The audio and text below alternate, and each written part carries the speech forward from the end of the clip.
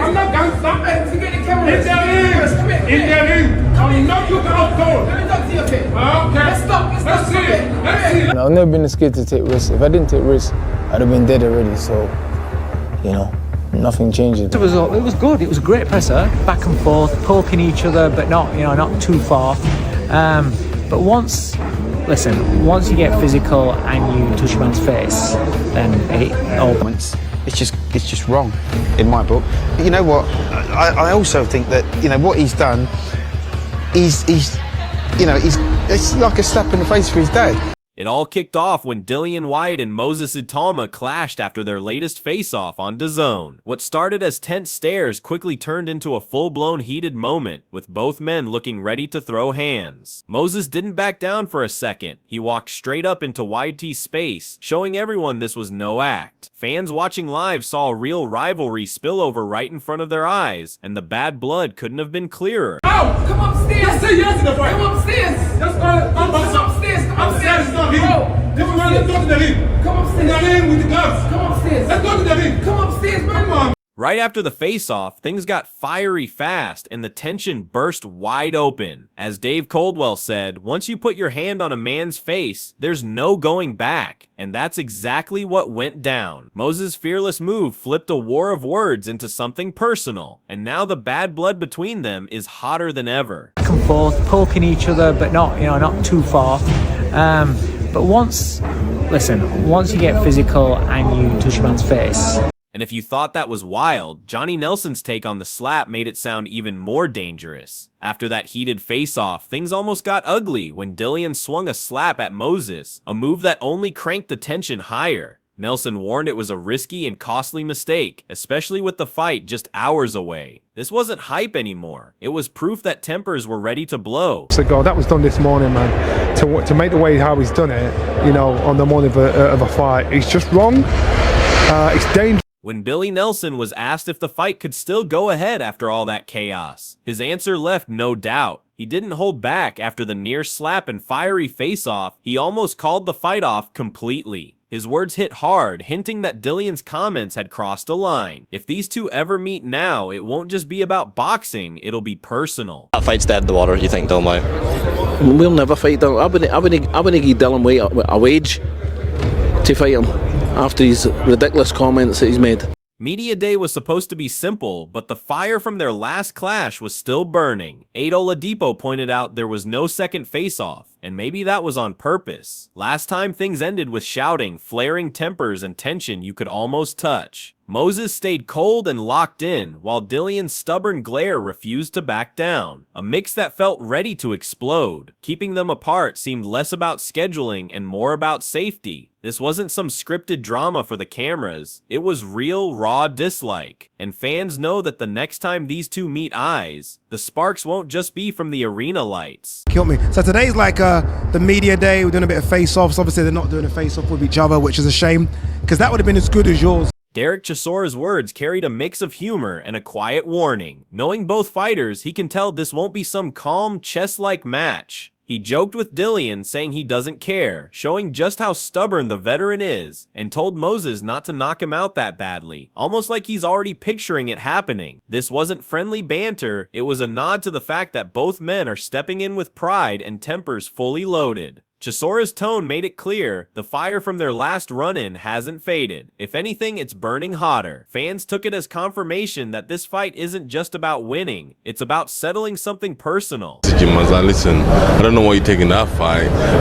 for what reason, and he goes, oh, he don't care, you know, my friend, you know, so I was like, listen, just be careful, and I messaged Moses, I'm like, Moses, just fight him, but don't put him to sleep that. Moses broke it down in simple terms. This fight is far from risk-free for him. While many assume all the pressure sits on Dillian's shoulders, Moses knows the reality. The expectation is for him to dominate, and that's its own kind of weight. He's up against a battle-tested veteran who's built for chaotic, high-stakes moments. But instead of shying away, Moses is leaning into the challenge. His words paint the picture of a fighter who thrives on proving people wrong, not just winning but making a statement. With the heat from their recent clash still lingering, his motivation isn't just emotional, it's personal. He doesn't want a win that's merely expected. He wants a win that's emphatic, undeniable, and impossible to forget. No, but if I go in there and I knock you out, everybody's gonna say, yeah, Moses Itauma was going to do it. So the same way everybody's writing off Dillian Whyte, they're putting a lot of pressure on me to perform against him. So where's the win-win situation? Tyson Fury's take blended respect with a sharp reality check. He acknowledged Dillian's time away from the ring, but made it clear, underestimate his punching power at your own risk. In a fight with this much heat, one clean shot can change everything. Fury sees this as a major step up for Moses, yet believes the timing works in his favor. The Dillian of years past might have been a nightmare for anyone, but the question now is whether that version still exists. That uncertainty adds a different edge. Not just personal animosity, but genuine competitive intrigue. For Moses, it's a chance to take out a big name under the spotlight. For Dillian, it's the perfect moment to remind the world he's still dangerous. That's a good fight, actually, especially for Moses. I think it's a very good time to fight Dillian. He's had a couple of years out the ring. But, you know, make no mistakes, Dillian Whyte is a massive puncher to head and body. I know he's taking it very serious. I'm speaking to Ty Mitchell, who's in training camp with him. And looking forward to the fight. You know, it's a big step up for Moses because he hasn't really fought anybody on Dillian's level.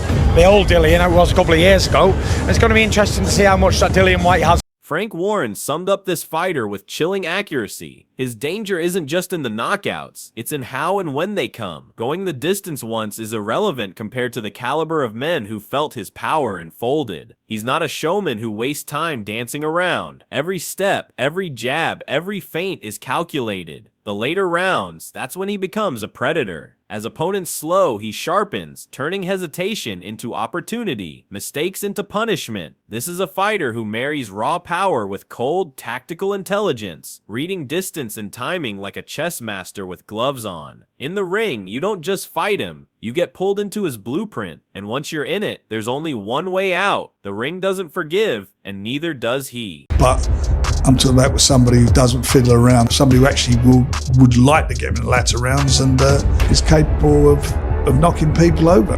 You know, he's a puncher, you've just seen him do it, and he's done it well. Adam Smith's breakdown of Moses paints the picture of a fighter who's as much a predator of the mind as of the body. His danger isn't in just one attribute. It's in the way speed, range control, footwork, and timing mesh into a single flawless system. Charging recklessly and his counters slice through before you've even planted your feet. Hang back and he's already erased the space, pressuring you into bad decisions. Every exchange feels like a trap you can't quite see until it's sprung. His greatest weapon isn't just his physical sharpness, it's his ability to read you, to know where you'll be before you get there. Moses turns the ring into a chessboard where he's always 3 moves ahead, shifting from offense to defense with no tells, no hesitation. Against him, comfort is an illusion, safety a myth. He's not just quick, he's calculated chaos, and once you're caught in it, escape feels impossible. With Moses is that his feet and his distance and his range is so good and he's so quick that if you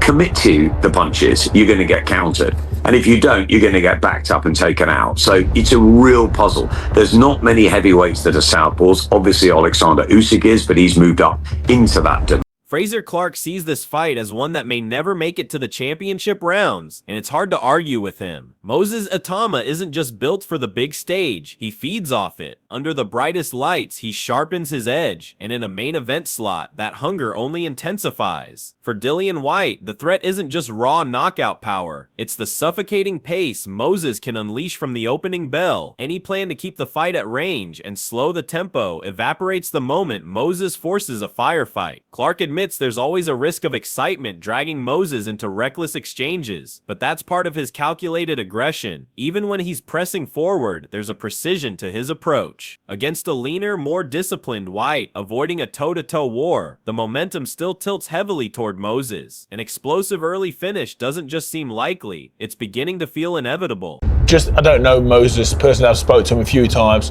but I think he's definitely a man for the occasion.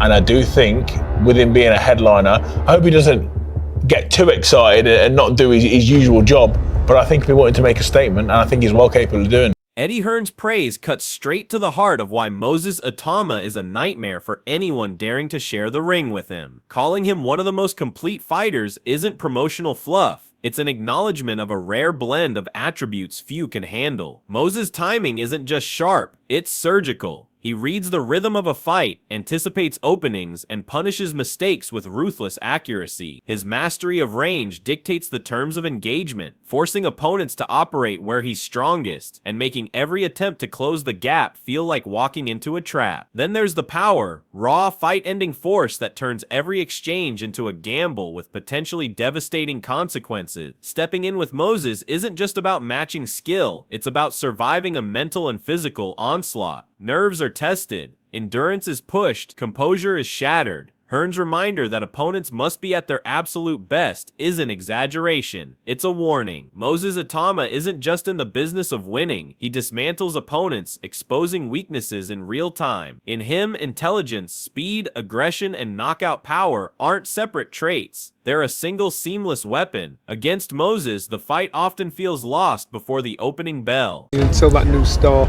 establishes himself, so we just wait and see, but it's exciting. What do you make of Itauma versus Dillian Whyte? It's a good fight. Dillian Whyte likes to fight. He'll have to tear up. Yeah. You know, you can't test this man's cojones. You know, he'll fight anybody and everybody.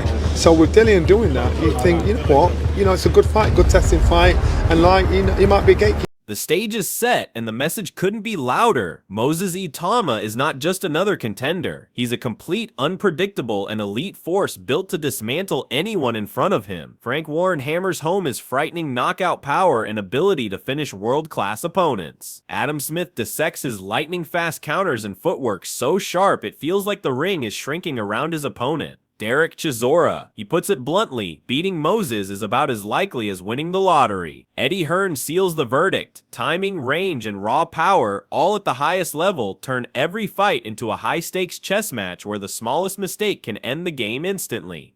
This is not an arena for the hesitant or the half-ready. Facing Moses means stepping into a storm, one that punishes hesitation and rewards only perfect precision. Every prediction, every breakdown, every warning points to the same truth. Moses Itauma dominates not just physically, but mentally. He controls the pace, owns the space, and applies relentless pressure with the mind of a tactician and the ruthlessness of a finisher. For fans, he's a spectacle you can't afford to miss. For challengers, he's the ultimate test of skill, will, and survival. Don't blink, because every second counts. Subscribe, hit the bell, and witness the rise of one of boxing's most fearsome young talents.